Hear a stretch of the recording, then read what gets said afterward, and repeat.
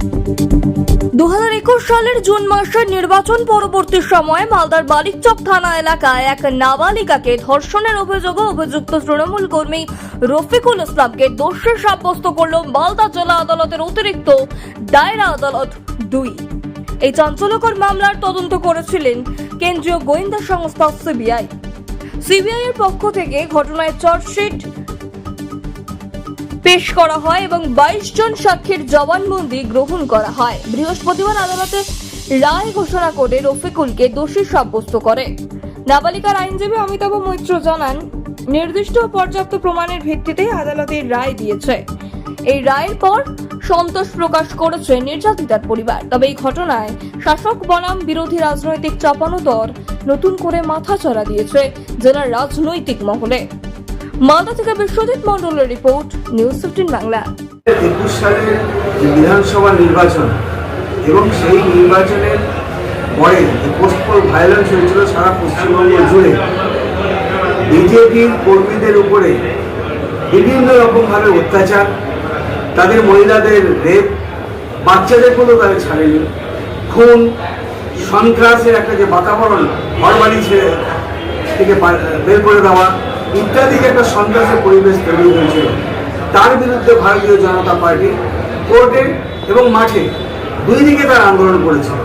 তারই ফলস্বরূপ আজকে মানিকচকের যে ঘটনাটা ঘটেছিল, যে বাচ্চা মেয়েটাকে টিএমসির যে নেতা, সেই নেতা যে অশালীন আচরণ করেছিল, তার আজকে পক্সো যে কেস হয়েছিল তার বিরুদ্ধে আজকে সিবিআই ইনকোয়ারি হয়েছিল এবং এই পোস্টপোল ভায়োলেন্সের সিবিআই ইনকোয়ারি, সেই সিবিআই ইনকোয়ারি করার পর তাদের যে মনিটরিং টিম এবং তাদের যে সমস্ত তারা এভিডেন্স, সেই এভিডেন্স তারা কোর্টের কাছে রেখেছিলেন এবং কোর্টের কাছে রাখার পর সাক্ষী সাবদের পর দুই পক্ষের সাক্ষী, সিবিআই এবং ডিফেন্স দুই পক্ষের সাক্ষী সাবদের পর আজকে তার দোষী সাব্যস্ত হলো এবং আগামী পরশুদিন তার সাজা ঘোষণা হবে।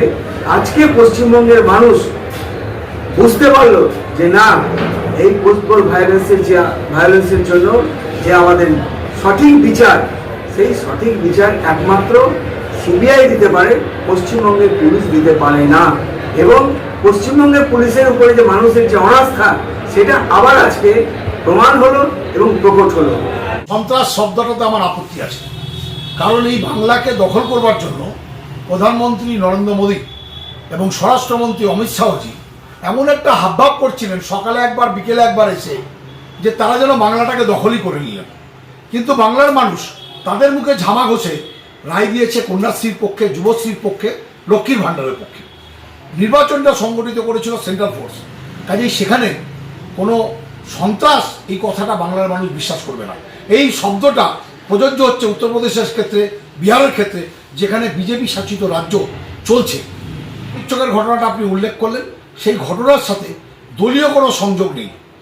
একটি মেয়ে, তার একটা কমপ্লেন লঞ্চ হয়েছিল, সেই কমপ্লেনের ভিত্তিতে যে আসামি, সে যদি সাজাপ্রাপ্ত হয়, তাহলে এটা সবসময় এটা একটা আশাব্যঞ্জক একটা রায়।